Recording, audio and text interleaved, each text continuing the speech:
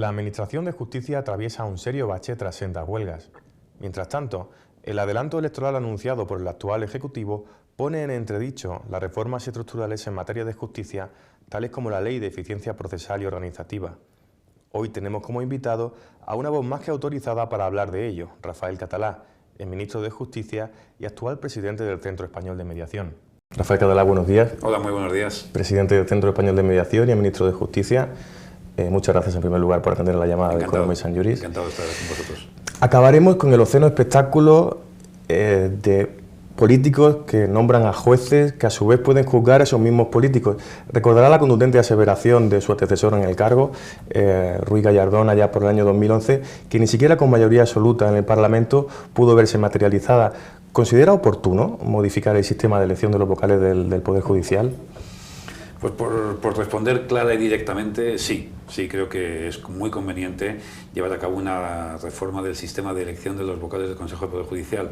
Ahora bien, también me gustaría matizar que, yo sé que usted lo sabe perfectamente y la audiencia de este programa también lo sabe, de su medio, pero el Consejo de Poder Judicial no es Poder Judicial, aunque es un órgano de gobierno. Bueno, en todas lenguas. Es un órgano de gobierno del Poder Judicial. Por tanto, los vocales del Consejo de Poder Judicial no dictan sentencias. Tienen facultades muy importantes de nombramientos, disciplinarias, etcétera.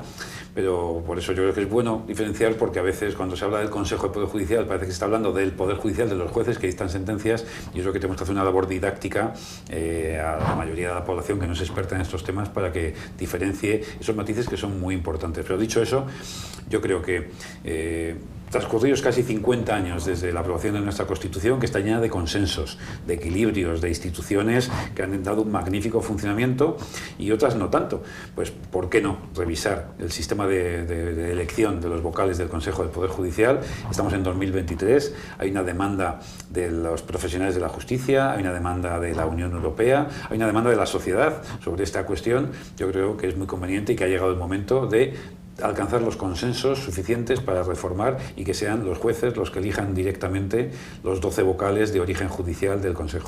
Eso es justo lo que le iba a preguntar ahora. No esquiva la pregunta, dice que sí ante esa reforma. ¿Su modelo sería volver al esquema anterior del año 85, cuando se modificó la ley? Bueno, como digo, a lo largo de la historia hemos tenido distintas alternativas, cada una ha dado sus efectos positivos y negativos. Yo reconozco que soy bastante crítico con la institución, con el Consejo General del Poder Judicial. De hecho, usted ha puesto en tela de juicio, no sé si la existencia del propio Consejo General del Poder Judicial, bueno, pero sí el hablar abiertamente de ideas, ¿no? Bueno, si es necesaria o no una figura como esta, a la italiana, ¿no? Porque fue el modelo italiano el que nos inspiró para este órgano. Para incorporar en nuestro derecho y nuestra vida institucional un órgano del que no teníamos ninguna experiencia, no teníamos ninguna tradición. Yo, como ahora soy presidente del Centro Español de Mediación, soy socio de Carles Cuesta, un despacho de abogados, entre comillas, me puedo permitir decir algunas cosas que seguramente en otras etapas no podía decir, y yo creo que es muy conveniente revisar no solamente el modelo de elección del Consejo de Poder Judicial, sino el propio Consejo, sus funciones, sus competencias, valorar qué nos ha aportado. Hoy tenemos una foto de la justicia, hace unos días he publicado por algún medio, somos de los países que más consideramos que nuestra justicia está politizada. Y yo creo que no es cierto, discrepo absolutamente, porque sé que la justicia está compuesta por cada una de las mujeres y hombres de los 5.500 jueces, de los 2.400 fiscales, de los letrados de la Administración de Justicia, pero fundamentalmente los 5.500 jueces que son rabiosamente independientes cada día en el ejercicio de su función jurisdiccional. Nadie le dice en España a un juez cómo tiene que resolver un asunto, cómo tiene que dictar una sentencia. Y sin embargo, la opinión pública cree que está tremendamente politizado, por lo tanto, ¿por qué no? ¿Por qué no revisar la elección, las funciones, la propia naturaleza del órgano y ver qué nos ha aportado en estos 45 años de experiencia? Parece que la capa basal de la judicatura, esos 5.500 jueces aproximadamente, sí mantienen una independencia en sus funciones, pero precisamente la injerencia del Poder Ejecutivo y Legislativo en la alta magistratura empaña esa independencia judicial. Por lo tanto, sería más que necesaria de cara al factor estético de la justicia el modificar esta ley. Insisto que yo creo que hay que llevar a cabo una reforma de la Ley Orgánica del Poder Judicial, abordando la reforma del sistema de elección de los vocales, pero vuelvo a cuestionar, por no dar por aceptado el planteamiento, yo no creo que los políticos influyan sobre los jueces que tienen que dictar sentencias. No conozco ni un solo magistrado del Tribunal Supremo que ha sido designado por un Consejo de Poder Judicial y por lo tanto puede pensar, mira, por ahí le viene, claro, por ahí le viene. Como le votaron estos o le votaron aquellos, devuelve favores con sus sentencias. Yo creo que eso es absolutamente falso. No hay ningún juez que no sea rabiosamente independiente en el ejercicio de sus funciones, ni los de primera instancia, o de un juzgado mixto de entrada, ni los del Tribunal Supremo. No en el Poder Judicial, pero sí en el Tribunal Constitucional. Tuvimos la oportunidad de hablar con María Encarnación Roca, quien reconoció delante de la Cámara que recibió presiones del poder político para condicionar su voto en la sentencia de inconstitucionalidad del estado de alarma. Por lo tanto, sí hay magistrados que han reconocido una injerencia del poder político en el ejercicio de sus funciones. Bueno, no recuerdo exactamente las palabras de Encarna Roca. Que por cierto, la edición de mayo de Economist and Tengo un gran aprecio, me parece una persona de calidad personal, intelectual y una magnífica jurista, pero me imagino que lo que pudo recibir son algún intento de influir en su opinión. Pero ella dijo que le llamaron una llamada telefónica y apuntaba a una figura muy importante del Poder Ejecutivo. Pero doy por supuesto que su criterio no se vio modificado por ese intento de influencia. Porque quizá no era una magistrada que pudiera tomar parte o se viera manifiestamente acusada a su tendencia política, ¿no? Es un partido que ni le iba ni le venía la cuestión del estado de alarma. Que un magistrado del Tribunal Constitucional, designado por 9 años, en el final de su carrera profesional, por tanto personas, hombres y mujeres de 50 y tantos, 60 y tantos años, ¿Qué favores tienen que hacer? ¿Por qué tendrían que hacer caso a la influencia política y no resolver conforme a su criterio y a su recto y leal saber y entender? Yo de verdad, yo lo creo, yo respeto muchísimo a los jueces y cuando estos tipos de comentarios se hacen en entornos de medios de comunicación como este o más académicos o en cenas con los amigos, que es un tema que sale con mucha frecuencia, yo reivindico la calidad intelectual y profesional de todos y de cada uno, de los supuestamente progresistas y de los supuestamente conservadores, por igual. Y yo sé, por mi experiencia personal, como profesional del derecho, secretario de Estado en el año 2002, ministro en el año 2014, y me consta que, entre comillas, más te vale no llamar a un juez a decirle nada, porque lo que puede pasar es que se te vuelva en contra, para demostrar que es absolutamente independiente y que luego puede decir, me llamó el ministro y le dije, ministro, muchas gracias, haré lo que tenga en consideración. Y yo creo que eso funciona así, de verdad, ¿eh? Entiendo perfectamente que quiera honrar a las instituciones de las que ha formado parte o forma parte, pero hay quien puede llegar a entender que si el mandato de un magistrado está limitado temporalmente, puede hacer carrera y medrar dentro de la judicatura, respondiendo al favor de su elector, de la persona que le designa como magistrado, sin ir más lejos.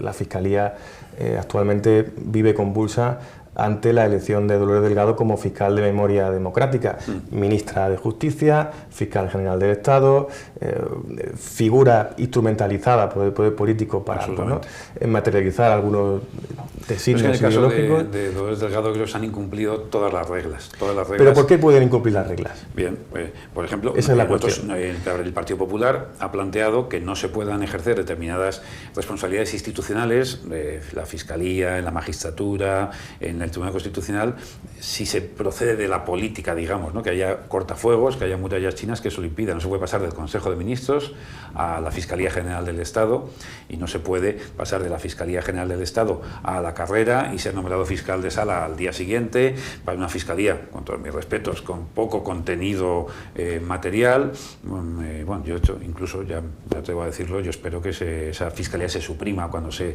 derogue la Ley de Memoria Democrática en los términos en que fue aprobada por el Parlamento actual. Por lo tanto, yo creo que todo esto es el paradigma de lo que no debe pasar. Estoy totalmente de acuerdo con eso. Pero la alternativa al actual gobierno es el otro partido clásico, el de centro-derecha, el Partido Popular. Usted formó parte de ese partido que no modificó la Ley Orgánica del Poder Judicial, aunque la mayoría fuera cualificada y tuviera mayoría absoluta, no se acabó materializando esa reforma. ¿Qué autoridad tiene ese partido político para promover esa reforma? Bueno, hicimos muchas reformas, entre otras de la Ley Orgánica del Poder Judicial y de la Ley de Enjuiciamiento Civil y de la Ley de Enjuiciamiento Criminal y del Código Penal y del Código de Comercio, o sea que por reformas no quedó. Pero no se modificó el sistema de elección de los vocales, no se modificó, ciertamente. Parece ser, la ciudadanía entiende, y creo que con razón, entendemos que con razón, en nuestros posicionamientos pensamiento editorial, que cuando el político ha de ceder la soberanía al elector, pues digamos que no quiere dejar de tener cierta ventaja competitiva. Bueno, yo creo que, al menos en mi visión de lo que sucedió, es que en el año 2014, cuando yo ejercí como ministro de Justicia, el debate sobre cuál era el modelo de elección es el mismo de siempre, el modelo de elección directa, el modelo de elección parlamentaria, y como he dicho al inicio de la entrevista, hoy, año 2023, hemos hecho un camino, la sociedad, la carrera judicial, los políticos también, las instituciones europeas que nos están llevando hacia la elección directa. Y hace 10 años no estábamos en ese mismo punto, estábamos con el debate mucho más abierto. Dentro del propio Partido Popular, eso lo reconozco, no había una claridad sobre qué sistema era más adecuado. Ahora sí, claramente, y si el PP gobierna, que ojalá sea así dentro de un par de meses en España, pese a esas tentaciones de intervenir los poderes, el presidente del Partido Popular ha comprometido ya la reforma. Por lo tanto, estamos convencidos de que en este momento es lo más adecuado. Ha comprometido la reforma, también lo hizo Gallardón. Veo que Gallardón era ministro y Alberto en Núñez Feijóo espero que sea presidente, o sea que puede asumir mayor compromiso un presidente que un ministro. No sé qué es más claro que incluso el propio ministro hable del ejercicio de sus funciones, ¿no? Y de lo que atañe al ministro tiene jefe. Bueno, sí. Veo que conoce bien la pulsión interna del Partido Popular. Hay quien le introduce en la terna de candidatos a ostentar el Ministerio de Justicia, a ser el próximo ministro de Justicia. Entendemos que por su experiencia al frente de la institución, en un momento especialmente convulso tras la huelga de la Administración de Justicia, ¿se plantearía ser el próximo ministro de Justicia? Mire, me halaga que se siga pensando que yo puedo ejercer esa responsabilidad, pero también tengo que decir claramente que para mí es una etapa terminada. Yo empecé a trabajar en la administración pública cuando aprobé mi oposición con 24 años, y yo siempre digo que si he sido buen ministro de Justicia, que lo tendrán que decir otros, es porque antes he sido jefe de servicio, jefe de área, subdirector, director general, subsecretario, secretario de Estado. O sea, he hecho mi cursus honorum dentro de la administración pública, y yo decidí en el año 2018 cerrar esa etapa y, por lo tanto, de empezar a desarrollar una vida de actividad privada como abogado, como socio de un despacho, como presidente del Centro Español de Mediación, como otras actividades que desarrollo. Yo creo que mi tiempo de la política ya pasó y ahora hay muchas personas muy capacitadas que lo podrán hacer muy bien con toda seguridad. Yo no voy a estar en esa actividad con toda seguridad. A la pregunta lo descarta rotundamente. Sí, lo descarto. Para mí es un tiempo pasado del que estoy orgullosísimo y satisfechísimo, pero ya una etapa a la que no tengo especial interés en volver ahora. Bien. Hablábamos antes de las modificaciones en la Ley Orgánica del Poder Judicial que ustedes llevaron a cabo en el Ejecutivo de Mariano Rajoy. Modificaciones ha habido muchas, entendemos que en sentido opuesto a lo que demanda la ciudadanía. Sin ir más lejos, en estos últimos 4 años se ha modificado en 2 ocasiones la Ley Orgánica del Poder Judicial, se ha instrumentalizado la reforma de la Ley Orgánica del Poder Judicial, en primer lugar para presionar al Partido Popular de cara a la renovación de los vocales del Consejo, y en segundo lugar para devolverles las competencias y que puedan renovar a 1/3 de los magistrados del Constitucional. ¿Considera que ha tocado fondo la apariencia de imparcialidad del Consejo General del Poder Judicial, del órgano de gobierno de los jueces, y de la politización de la justicia en la alta instancia, en la alta magistratura? Bueno, en este caso, en estas reformas que usted menciona, que desapruebo radicalmente, me parecen errores flagrantes en todos los sentidos. El Consejo ha sido una víctima, por decirlo de alguna manera, ha sido víctima de que ha visto cercenadas sus competencias, luego recuperadas, pero solo para aquello que le interesaba al Gobierno. Me parece un ejemplo flagrante de lo que ha sido una de las señas de identidad del Gobierno del presidente Sánchez, que ha sido la utilización torticera de la normativa y de las instituciones para sus intereses políticos. Bueno, creyeron que al Partido Popular le iban a forzar a la renovación del Consejo por la vía de ponerlo cuanto peor mejor, y no ha sido así. El Partido Popular no ha accedido al acuerdo para la renovación del Consejo con un gobierno que estaba negociando la modificación del Código Penal para suprimir los delitos de rebelión, para rebajar la sedición, para rebajar la malversación, o un gobierno que había indultado a condenados por el Tribunal Supremo de España. No era el contexto institucional, no parece que lo mejor irse de viaje con alguien que tiene esos antecedentes. Entonces yo creo que esas reformas han sido erróneas, han creado un problema gravísimo. El problema que tiene ahora mismo, uno de los problemas que tiene nuestra justicia es la no renovación, las vacantes, las jubilaciones no cubiertas, abiertas, los puestos que se quedan vacantes y no se pueden designar por el Consejo, han generado un atasco. Parecería, como digo, que la estrategia ha sido en esta materia cuanto peor mejor. Hablaba precisamente del indulto, a colación del indulto que usted mencionaba, y de la falta de adecuación entre la actual normativa que asegura la independencia judicial y la reclamación de la ciudadanía. La ley de indulto data del año 1870, 18 de junio de 1870, una ley decimonónica que enmienda la plana a una decisión judicial. Tampoco entendieron que era una reforma asequible o asumible en su mandato. Estuvo siempre en nuestro programa porque creemos firmemente en un uso prudente y moderado de la institución del indulto.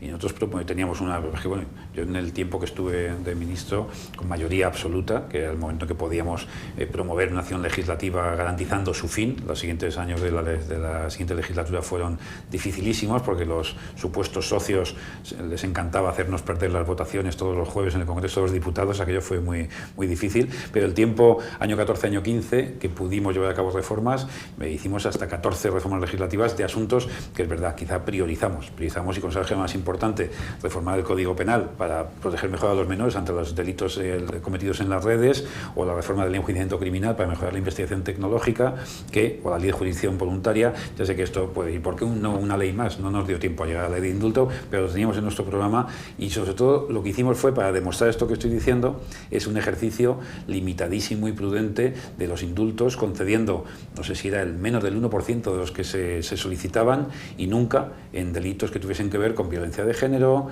con corrupción en términos generales, con una serie de delitos que repugnan a la sociedad y que no parece que se justifique. Y por otra parte, siempre con informes favorables del tribunal sentenciador y de la fiscalía, o de ambos. Nunca que son preceptivos pero no vinculantes. De hecho, sí, el modelo actual así es. Sí, el modelo actual así es un modelo anómalo desde el punto de vista del derecho comparado. Siempre hemos tenido la tendencia a ser eclécticos en el más sentido de la palabra, ¿no? Nos ascribimos a aquello del entorno comparado, que siempre es una prerrogativa para el Poder Ejecutivo y Legislativo. Es una anomalía. En Gran Bretaña tienen que cumplir 5 años de la condena, en Italia de pasar por las 2 cámaras y aprobarse por 3 quintas. Aquí en España no. Aquí en España se puede indultar a cualquiera, aún sin que hayan mostrado arrepentimiento, como sucede con los miembros del procés. Así es. Usted apelaba a la falta de tiempo. ¿Entiende que este mensaje puede generar desconfianza de cara al ciudadano? Bueno, no lo sé si puede generar, no sé lo que puede interpretar la sociedad. Yo lo que digo es que, para demostrar que por parte de los gobiernos del Partido Popular no se ha hecho un uso torticero de la institución del indulto, como sí ha hecho el gobierno del señor Sánchez, los datos están encima de la mesa. El número de indultos concedidos es mínimo en casos muy sociales, una persona que había cometido un delito de tráfico de drogas, y por la lentitud de la tramitación de la justicia le condenan al cabo de 7 años, cuando está rehabilitado, tiene una familia. Esos son los indultos que concedíamos nosotros, o algunos otros vinculados a algún asunto social, como la... También indultaron en el año 98 a Barrio Nuevo y Vera. ¿En año? 98, si no recuerdo mal. Pues ya se me ha ido ya. A Rafael Vera y José Barrio Nuevo. No recuerdo en la fecha ni quién por la fue cuestión de los GAL fue José Sí. María Henar. En todo caso, yo estoy de acuerdo con lo que usted planteaba. En todo caso, lo he dicho desde el principio, hay que revisar la ley del indulto, hay que adaptarla, como me he referido antes a la ley orgánica del Poder Judicial, o otras cuantas que podríamos mencionar, al momento actual, a la sensibilidad social hacia estas cuestiones, y no dejar espacios de impunidad del poder. Pero que nuestra democracia se ha caracterizado por una permanente lucha contra las inmunidades del poder, por las revisiones de espacios donde puede haber capacidad por parte de los gobiernos de hacer aquello que consideren oportuno y someter a reglas el comportamiento de la actividad política. Yo en eso estaré siempre de acuerdo. Le hablaba antes de su antecesor en el cargo, de Ruiz Gallardón, que realmente no fue su antecesor inmediato, porque hubo 6 días en el que ostentó el Ministerio de Justicia, Soraya Sáez de Santa María. Sí, las funciones de... Voy a preguntar ahora de su sucesora, tampoco inmediata, me refiero a Pilar Llop, la actual ministra de Justicia. ¿Qué valoración hace de su gestión al frente del Ministerio? Bueno, yo creo que Pilar Llop heredó un patrimonio de primera calidad, que fueron los proyectos de ley de eficiencia que dejó el ministro Juan Carlos Campos elaborado. Y también ha tenido un presupuesto para reformas tecnológicas muy alto, que es otra de las piezas claves del Ministerio de Justicia. Y lamentablemente por motivos que seguramente ella podrá explicar mejor de lo que yo conozco, pues todo ello no ha acabado de cuajar, ni la innovación tecnológica que nuestra justicia necesita, y pues yo creo que no se han aprovechado suficientemente estos tiempos, tanto de duración como de capacidad financiera, para hacer una verdadera inversión en reformas de la justicia en materia tecnológica.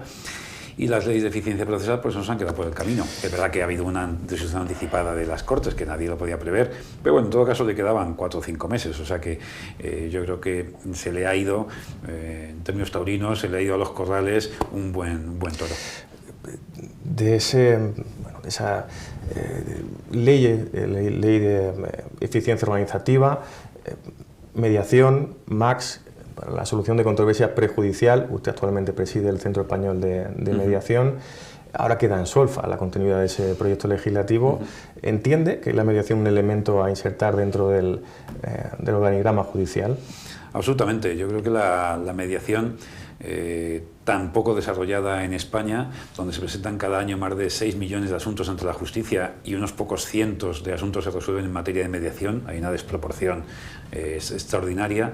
Deberíamos ser capaces de, primero, generar una cultura en torno a la capacidad de la mediación y el arbitraje para resolver conflictos, luego promoverlo desde las instituciones, y la ley de eficiencia procesal iba muy bien porque lo constituía como un requisito. ¿Usted puede ir a los tribunales? Por supuesto, solo faltaría, pero antes de ir a los tribunales, siéntese con su contraparte, ayudados por un experto, un mediador, y a lo mejor lo arreglan, a lo mejor son capaces de poner. Sabemos todos cuántos asuntos de reclamaciones económicas van a los tribunales. A mí me consta, tengo muchos amigos jueces que, hombre, no se sienten especialmente dignificados en su labor cuando lo que les llega a la mesa son asuntos de debates sobre temas económicos de menor cuantía, por decirlo de alguna manera.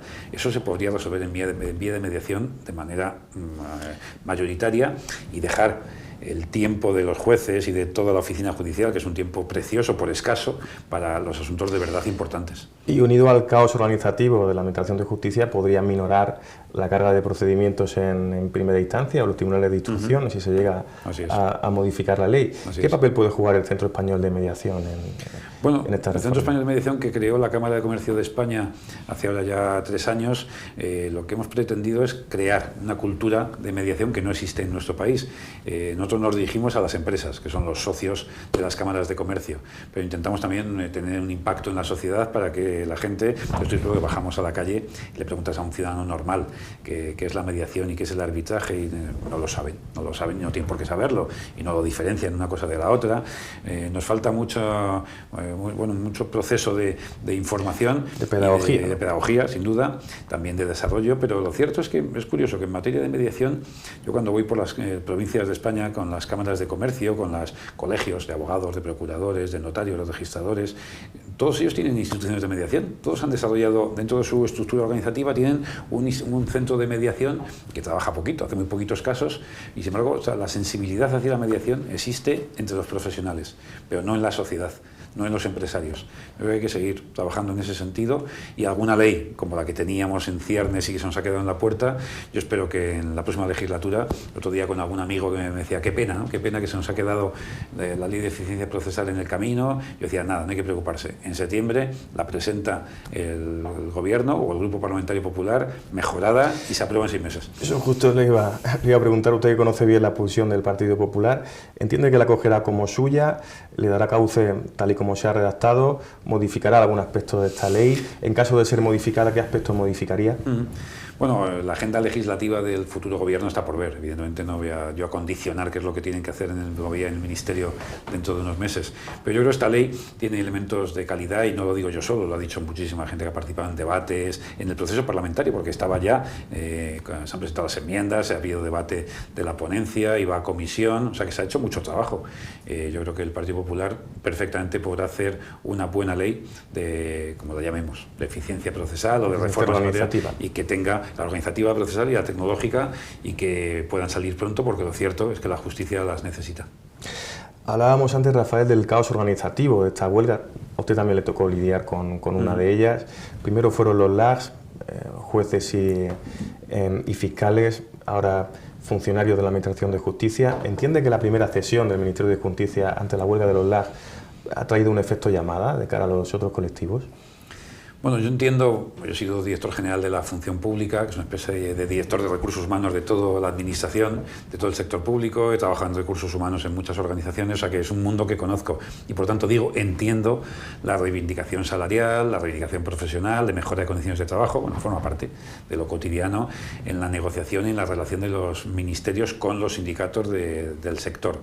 Yo trabajo en sanidad, en educación, con controladores aéreos, en fin. En sanidad, en recursos humanos, ¿no? Si no recursos humanos, sí. Así fue mi primer inicio. Luego he sido gerente de hospital también, una temporada muy, muy interesante. Quiero decir que el conflicto y la reivindicación forma parte de lo cotidiano. Ahora, dicho eso, yo creo que los LAG, es verdad que durante muchos años han ido incrementando su nivel de competencias y no han tenido una compensación económica equivalente y por lo tanto están legitimados para reivindicar. Dicho todo eso, el proceso negociador que se ha llevado por parte del Gobierno y del Ministerio me parece bastante torpe, en mi opinión, y que el cierre final de la negociación sea con el Ministerio de Hacienda, desaparece el Ministerio de Justicia, con una subida lineal, más allá de las cuantías, insisto, que pueden ser muy justas, muy adecuadas. En fin, yo creo que toda la gestión del proceso ha sido un error, entre otras cosas porque le ha mostrado el camino para los siguientes, ¿no? Esto es como cuando uno tiene recursos en una mesa, pasa el primero, se lleva una parte y el siguiente, pues se interviene y viene por lo mismo, y así sucesivamente. Yo creo que siempre es razonable pensar que los empleados públicos, los jueces, los fiscales, los LAGs, los funcionarios en general pueden estar mejor retribuidos. Por supuesto que sí, pero yo creo que eso tiene que ser en un contexto de negociación global, con una visión global del sector, no por colectivos profesionales, porque entonces hay un efecto arrastre imposible de parar. Y sobre todo lo que yo no he visto es las subidas salariales que se están generando después de tanta tensión y tanto perjuicio al día a día de la justicia, con tanto daño a la sociedad, a los ciudadanos, a los abogados, a los procuradores. Es ¿para qué? ¿Para subir el sueldo? Bien, oye, enhorabuena a los ganadores, pero ¿y qué más? ¿Qué más? ¿En qué medida todas esas mejoras económicas van a revertir en una mejor estructura de los cuerpos de funcionarios? Tenemos una estructura de cuerpos de funcionarios muy obsoleta, con unas funciones, uno no sabe muy bien qué hace un tramitador. Sí, la estructura no tiene sentido. A lo que hacen hoy no hace falta tener auxilio, tramitador, gestión, es una cuestión que siempre se les peta al Poder Ejecutivo, que luego nunca acaba racionalizando el volumen funcionarial. Debería hacerse, sobre todo las categorías profesionales. De vuelta, pero tampoco se hizo. Pero lo trabajamos y buscamos movilidad en el ámbito del municipio y revisión de las competencias de unos cuerpos y de otros, utilización de las tecnologías que nos cambian a todos. Yo creo que en los medios de comunicación, en un despacho o en una oficina administrativa no trabajamos ahora como hace 25 años y sin embargo en la justicia siguen todavía los temas muy, muy, muy anquilosados. En cuanto a estructura organizativa, en cuanto a modelo de que hace cada funcionario, cada profesional, yo creo que había un momento en esta legislatura con mucho dinero, con muchos fondos europeos, con mucha recaudación, porque no han deflactado las tarifas en IRPF, porque el IVA ha ido como un tiro, porque era un buen momento para haber hecho cosas estratégicas, cosas importantes, y lamentablemente no las han hecho. Conviene, reiterando la pregunta, que la dimensión de la estructura pública está sobredimensionada. Bueno, eso hay que entrar al detalle. Aparte de modernizar su gestión, ¿hay muchos funcionarios?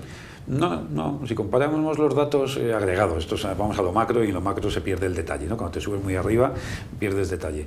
Los empleados públicos en España, comparativamente hablando con Francia, Alemania, Italia, países de nuestro entorno, no son en torno a un 17, un 18% del total del empleo del país y por tanto no son tantísimos. Estamos hablando de que faltan médicos. Estamos hablando de que nos faltan funcionarios en algunos entornos concretos.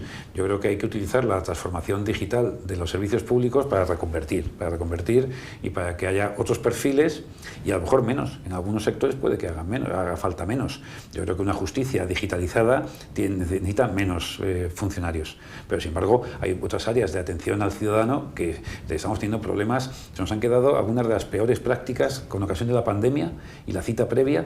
A uno le cuesta que le renueven el carnet de conducir o que le den cita en el médico, llamas al médico y hasta dentro de una semana no te puedes recibir, cuando antes ibas casi, te ponías en la cola y te cogían a las 4 horas, ¿no? Por mucho que esperases. O sea, yo creo que hace falta una revisión estructural del empleo público y asignar recursos allí donde hacen falta. Voy a hacer de ludita. En caso de que se aprobara esa ley de eficiencia digital de la Administración de Justicia, ¿se minoraría el volumen de funcionarios de la Administración de Justicia? ¿Podría reducirse la plantilla de funcionarios? Podría reducirse. Podría reducirse por las modificaciones procesales, por las modificaciones tecnológicas y por una mejor estructura de los cuerpos de funcionarios. Con todo eso, yo creo que se podría hacer un planteamiento que no tiene que ser un objetivo. Yo no creo que sea un objetivo, vamos a reducir empleo en la justicia. No creo que sea un objetivo. Vamos a tener una justicia mejor, eso sí. ¿Y cómo lo hacemos? Con más tecnología, con mejores leyes procesales y con una mejor organización interna de la oficina judicial y de los cuerpos de funcionarios. Hablando de los LAG, no de la huelga, sino de sus funciones, ellos se encargan del proceso de ejecución cuando se dicta sentencia. Tenemos un problema en España, hay taponado un nivel ingente de dinero que no aflora, y parece que la Procura quiere hacerse con la gestión de la ejecución civil, de los procedimientos. ¿Qué opina de esa cuestión? Mire, cuando hicimos la ley de jurisdicción voluntaria en el año 15, buscamos que los profesionales del derecho en general pudiesen hacer más cosas y de tal manera pues que pudiesen celebrarse matrimonios, por ir a lo más anecdótico, por los notarios, por ejemplo, o que los registradores de la propiedad pudiesen tener más competencias y de esa manera aprovechar mejor los recursos disponibles. Ese era el objetivo, con una base jurídica fuerte, por supuesto, de la ley de jurisdicción voluntaria. Bueno, pues yo creo que en esto de la ejecución que usted me plantea es un ejemplo claro de esto mismo. Tenemos un problema serio en la ejecución. Tenemos un cuello de botella, es muy importante. Los LAGs, como digo, han ido creciendo competencias con el paso de los años, han ido ocupando posiciones de directores de la oficina judicial, han ido asumiendo más responsabilidades y la ejecución sigue siendo competencia suya. Yo creo que aprovechar mejor a otros profesionales que pueden colaborar. Yo soy poco de compartimentos estancos, ¿no? Esto es mío, esto es tuyo, ¿no? Pero es de los dos. Bueno, la lucha entre ambos gremios se lleve de esa forma. Pues muy mal, porque no va de eso, no debería ir de eso. No debería ir de eso, debería ser más de, tenemos un problema, vamos a ayudar a resolverlo. Por lo tanto, y ayudamos entre todos, a que los procuradores puedan colaborar en procesos de ejecución tutelados por la oficina judicial.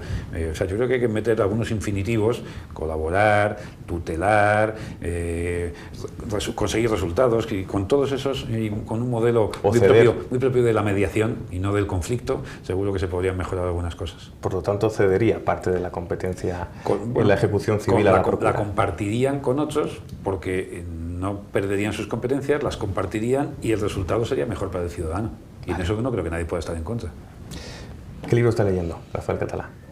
Pues el otro día estuve en la entrega de los premios de la Asociación de Comunicadores de la Justicia, ACIJUR, y se premió a un magnífico escritor, a Lorenzo Silva, del que yo no he leído demasiadas cosas, pero sí sabía pues, que es un abogado, que luego dedicado a la novela y a la literatura, y se mencionó su última obra, Púa, y tardé unas horas en comprarla y la estoy leyendo.